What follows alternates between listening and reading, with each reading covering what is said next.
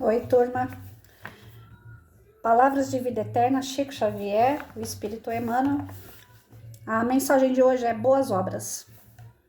Assim brilhe também a vossa luz diante dos homens, para que vejam as vossas boas obras e glorifiquem o vosso Pai que estás nos céus. Jesus. Brilhe vossa luz, disse-nos o Mestre, e muitas vezes julgamo-nos unicamente no dever de buscar as alturas mentais, e suspiramos inquietos pela dominação do cérebro. Contudo, Cristo foi claro e simples no ensinamento. Brilhe também a vossa luz diante dos homens, para que vejam as vossas boas obras e glorifiquem o vosso Pai que está nos céus. Não apenas pela cultura intelectual, não somente pela frase correta, nem só pelo verbo flamejante, não apenas pela interpretação eficiente das leis divinas, não somente pela prece labial apurada e comovedora, nem só pelas palavras e pelos votos brilhantes, É indiscutível que não podemos menosprezar a educação da inteligência, mesmo porque a escola em todos os planos é obra sublime com que nos cabe honrar o Senhor. Mas Jesus, com a referência, convida-nos ao exercício constante das boas obras, seja onde for, pois somente o coração tem o poder de tocar o coração. E somente aperfeiçoando os nossos sentimentos conseguiremos nutrir a chama espiritual em nós, consoante o divino apelo. Com o amor, estimularemos o amor. Com a humildade, geraremos a humildade. Com a paz em nós, ajudaremos a construir a paz nos outros. Com a nossa paciência, edificaremos a paciência alheia. Com a caridade em nosso passo, semearemos a caridade nos passos do próximo.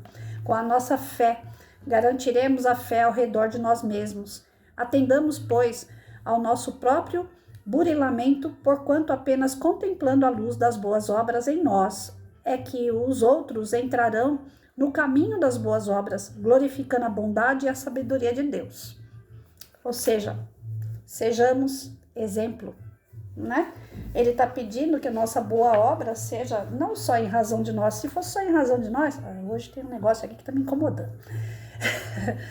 Se fosse para a gente fazer obra para nós só, isso chama egoísmo, né? Então ele pede aqui o quê? Que as nossas boas obras reflitam na vida do outro. Olha só o quanto isso é profundo, o quanto isso é importante e o quanto isso chega a ser para nós, né, uma responsabilidade muito grande. Porque dependendo daquilo que a gente faz, reflete no outro e o outro acaba seguindo. Vejam bem, né? Então, tem uma frase que fala que os seus atos, eles são maiores e mais importantes do que a sua fala, principalmente na educação de um filho, na educação, né, no caso dos professores, em relação aos seus alunos, no caso de um empreendedor, um empregador ao seu empregado. Então, quem está aparentemente, né, acima do outro, ele tem a importância de mostrar o bom exemplo. Ele não vai ensinar pela fala, ele não vai convencer pelo discurso, ele não vai impor através daquela história, eu pago o teu salário, você tem que fazer. Se o empregador, ele chega atrasado, ele falta no serviço, ele não está ali cumprindo o seu horário, ele entra e sai a hora que ele bem entende, o empregado vai achar que ele deve fazer o mesmo. Se você fala para o teu filho não fume e você fuma, você está dando brecha para que no futuro ele fale, agora meu pai e minha mãe não estão aqui, eu vou fumar, né? Então, quando isso acontece e você não ensinou, você não exemplificou, você não tem culpa, né? Eu fico muito aborrecida de saber, né? E sei que está acontecendo coisas com o meu filho que eu não ensinei. Então, eu fico um tanto quanto frustrada, vamos dizer assim. Mas, ao mesmo passo, lendo textos como esse, eu falo, não, peraí, eu não tenho culpa. Eu não ensinei. Então, eu não tenho que carregar isso comigo. Aí já é uma escolha da pessoa, não é minha, né? O que eu tenho que fazer agora? Tentar, através do meu exemplo, como nunca, mostrar que eu só dei certo, só consegui vencer os obstáculos da vida porque eu fui sóbria, porque eu fui amiga, porque eu tentei seguir, né? Não posso dizer que eu sigo, porque eu sou cheia de falhas, mas eu tentei seguir os passos de Cristo, tentei fazer o bem às pessoas. Então, eu tenho que mostrar através do meu exemplo, mais do que nunca, de que eu só consegui alcançar o que eu alcancei, tanto na parte material como na parte espiritual, aquilo que eu tentei fazer de bom, né? Então, exemplo, né? Os meus alunos, teve uma situação há uns meses atrás, eu sou, como eu falei, sou cheia de falhas, eu não tenho vergonha nenhuma de falar aquilo que eu falho, não, que serve de exemplo também, né? Há uns meses atrás eu estava completamente desequilibrada em razão de um relacionamento que não estava dando certo, que eu bato muito na tecla de que tem que dar certo. Então, eu sofro, eu perco um pouco aquele equilíbrio que deveria ter, né? E eu tava sofrendo muito, chorando, chorosa pra caramba. Aí teve uma aluna que no telefone, ela falou assim, professora, a senhora tá bem? Hoje ela é uma mocinha, deve ter 22, 25 anos, já é mãe também. Aí ela, professora, a senhora tá bem? Eu falei, não tô muito bem, eu tô passando por uma situação de desequilíbrio emocional, tal, né, termina relacionamento, termina, volta, isso aí tá me fazendo um mal danado. Ela falou, peraí, mas cadê aquela mulher forte, aquela mulher, né, que ninguém derruba, que não tem medo de nada, que enfrenta, que faz e acontece? Eu não tô reconhecendo a senhora. Peraí, a senhora não é assim. Então, quando aquela aluna me deu aquele chacoalhão, parece que não, né? O que é? Uma fedelha de 22, 25 anos mandando numa mulher de 51? Não, pelo contrário, não interessa a idade.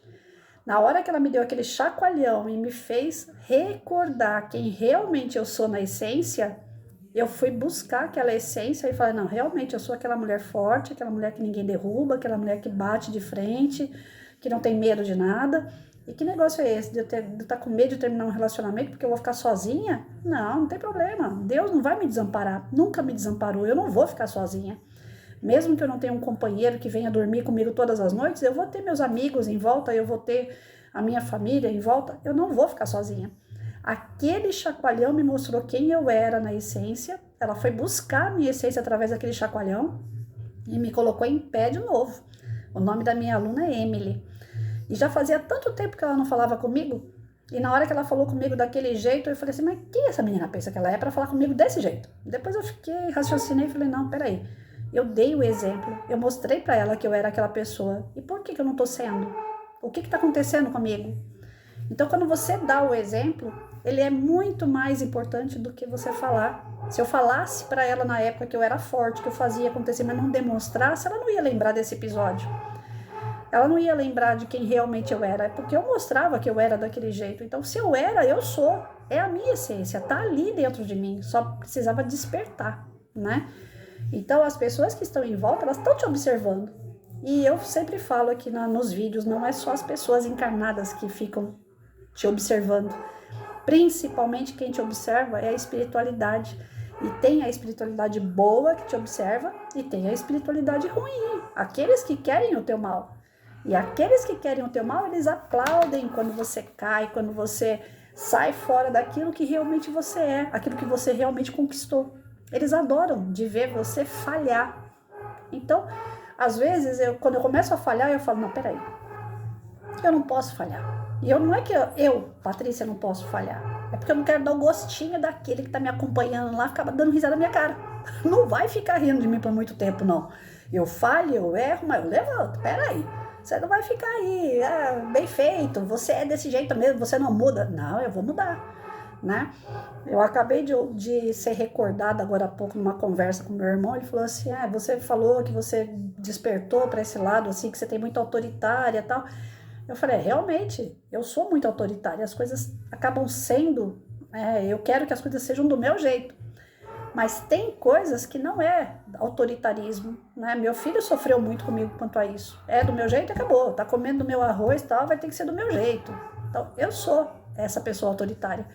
Mas tem coisas que o outro não enxerga que não é autoritarismo. O outro pensa, sente como autoritarismo, porque eu falo, é esse caminho e acabou. E eu não enxergo o outro caminho. Se eu enxergasse outro caminho, eu falo, não, você tem duas possibilidades, ou A ou B. Mas tem caminho que não tem com o A ou B.